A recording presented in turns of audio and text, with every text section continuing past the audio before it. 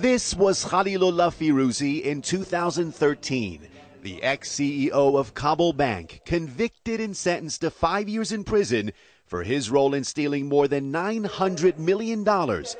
This was Khalilullah Firouzi just 4 months ago, seemingly a free man alongside Afghan government officials, signing a multi-million-dollar real estate deal. It was shocking to see something like that. Someone makes a miss at Kabul Bank and then signs a big money deal. How does that happen? Firouzi's tale appears in a new report by Transparency International as a glaring example of the corruption that still plagues Afghanistan. This despite repeated government promises to fix the system and hundreds of millions of dollars of international aid invested in reform. According to the Global Anti-Corruption Organization and its national partner, Integrity Watch Afghanistan, the country is still beset by rampant bribery within the police department, a justice system manipulated by politicians and unqualified government employees hired based on whom they know. We're asking the government to fight corruption. But here... So how do you do that? How do you get the government to fight corruption when it's the government itself that's corrupt?